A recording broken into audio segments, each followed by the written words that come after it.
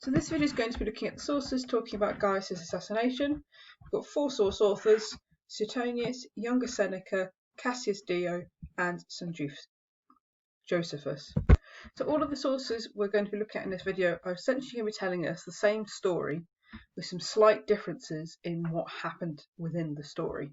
So I'm not going to go through some of the later sources in probably as much detail because they repeat each other. But we'll start with this section of Suetonius. So obviously we're putting this into context of Gaius's tyrannical behaviour that we looked at in the last video, his religious policies, his actions towards the Senate and the equestrians, and his just general, madness that has obviously overtaken him. And many of the sources, and probably modern people would say, was kind of ruining Rome. So this is the kind of context you've got to put it into, and this is the part that Suetonius picks up from. So he talks about, frantic and reckless behaviour, and this begins to kind of rouse this kind of idea of trying to get rid of him. Now, there had been a couple of early plots which had been discovered, so that's quite a useful section of sources to show there had been opposition early on to.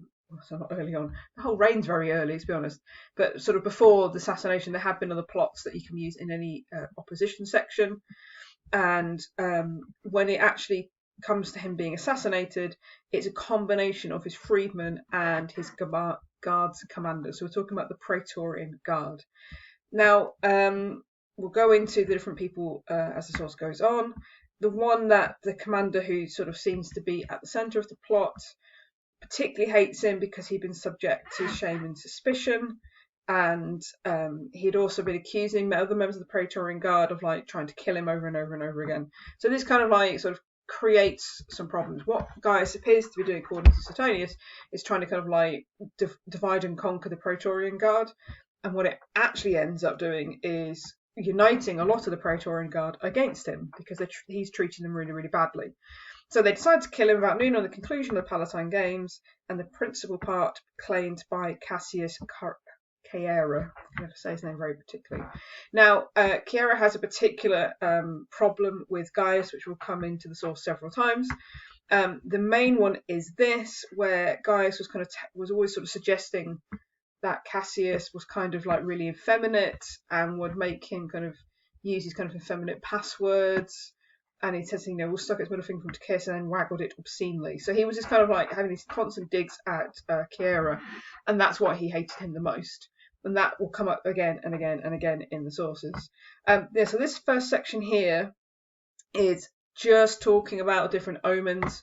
You know what the ancient sources are like. They like omens. I've not highlighted any of them, but I will point out the highlights. If you want to highlight them, you can. So we've got the statue of Olympian Jupiter. When it's been dismantled, starts laughing, and then the scaffolding collapses, everyone dies. There is some lightning that strikes on the Ides of March, remembering obviously the Ides of March is the day when Julius Caesar had been assassinated. Where else is there? There's the door of the palace gets stuck, which I guess that's an omen, I don't know. There are soothsayers that Gaius goes to and is told that he must expect to die very soon. There's an oracle that says it, and he sort of supposes this oracle says, beware of Cassius. Gaius forgets Chiara's proper name and then orders a different murder of someone else, a governor. He then starts to have dreams that he's been kicked by Jupiter, falls to earth. What else is there? He sacrifices a flamingo and gets blood on him. There's all these kind of little omens of, clearly something was going to happen, as often happens with these sources. So we're going to have our first version of what happens. So Gaius is in a theatre and he is watching sort of very different things happen, and he leaves the theatre for whatever reason. So one version, according to Suetonius, is that Chiara came behind Gaius where he stood talking to some boys with the cry, "Take this," gave him a deep sword wound in the neck, and then another Praetorian Guard, Cornelius Sabinus, and another then stabs him in the chest. And then this sort of guy starts to kind of fight back a little bit. He's kind of slashed again, which splits his jawbone, which is pretty gross. He doesn't then die at this point, and then all the different commanders say strike again, and they stab him to death roughly 30 times. Other parts of his bodyguard appear, and they kill some of the assassins and a few innocent senators who happen to be in the wrong place at the wrong time. And then this section of Suetonius talks about he's been ruling for only 3 years, 10 months and 8 days. Very helpful breakdown.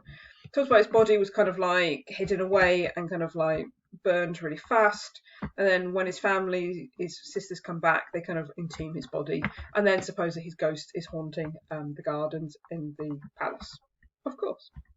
So that's all that particular version of the source. Younger Seneca picks up again this idea, sort of picks up on the Chiara's problem with him. So again, it's the same story. When on duty, he'd ask Gaius for the password, to which Gaius would give him Venus or Priapus. Zavaskin suggests one way these miniature heroes are lecherous, effeminate. So as a result of all this, he was driven to employ cold steel, i.e. he wants to kill him. He was the first of the conspirators to strike, with one blow cutting off the emperor's head. So you'll notice already we're getting slightly different versions of the assassination. That's because all the sources are kind of listening to other people and using different source material and repeating each other. So just be aware. There is no right version.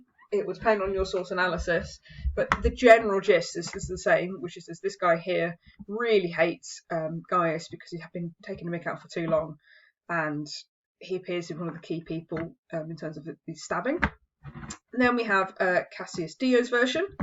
So we've got Gaius continues to play the complete madman in every way. Nice quote for just talking about his character. Conspiracies formed against him with the same two people, and they are Praetorians. They are tribunes in the Praetorian Guard, as I've already said. There's also a very good many people involved, so it's quite a wide plot. A lot of people were supportive of it. Practically all of Gaius' entourage were persuaded to take part in it, partly to further their interests and partly to benefit the state. So again, maybe it's bigger than what Seneca and Suetonius are suggesting. This whole section here, again, is going through why Chiara doesn't like him. As you can see, lust Venus, it's exactly the same stuff, so I haven't highlighted it. And it gives you the same kind of like oracle saying, oh, a guy called Gaius, Cassius is going to kill you, so I'm not repeating it too much. Then we have this version of the assassination. So Gaius is celebrating a festival on the Palatine, he's eating and drinking, and there's a banquet.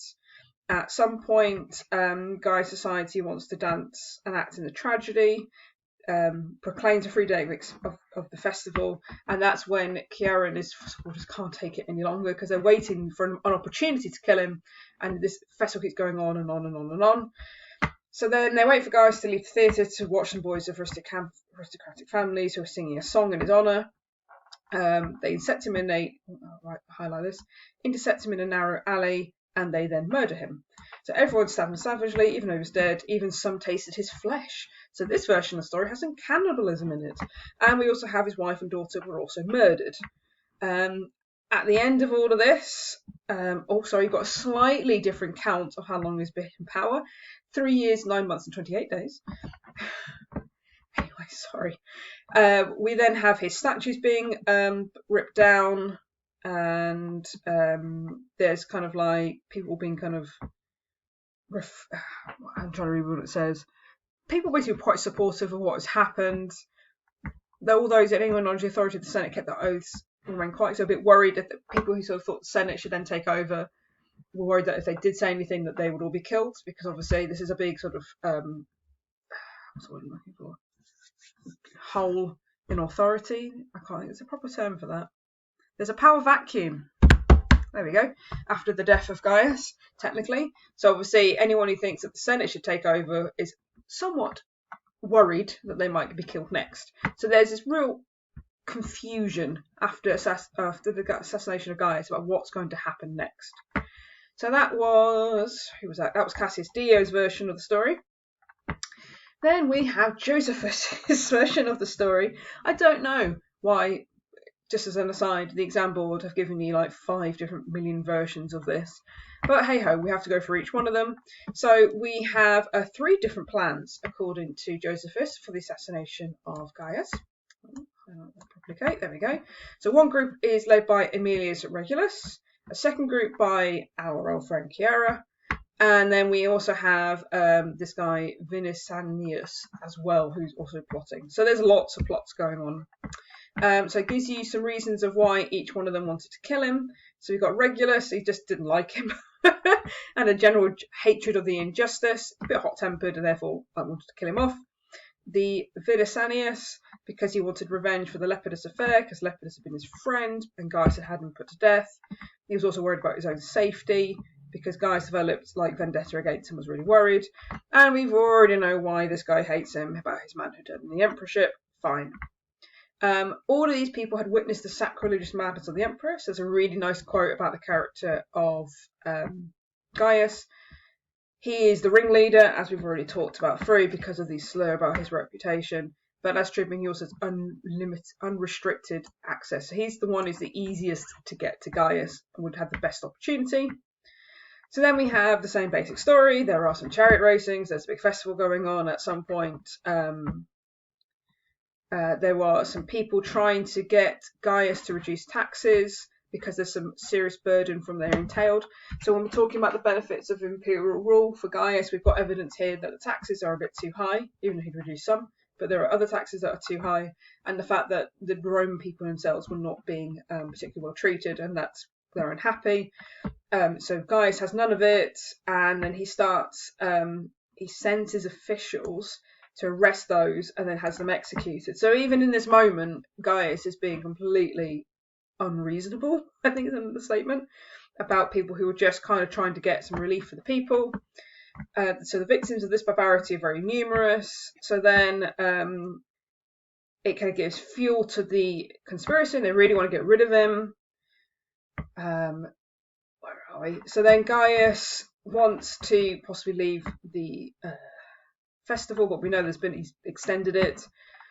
So he keeps putting it off, and he would quite happily have gone in and attacked him in the theatre, but he realised it would have involved widespread slaughter of senators and equites who were present, because either they would have come to the emperor's defence and they got caught up in the madness. So he kind of basically holds everybody back and kind of goes, no, we're going to have to wait for the moment, for the right time to do it, which is what this is basically describing.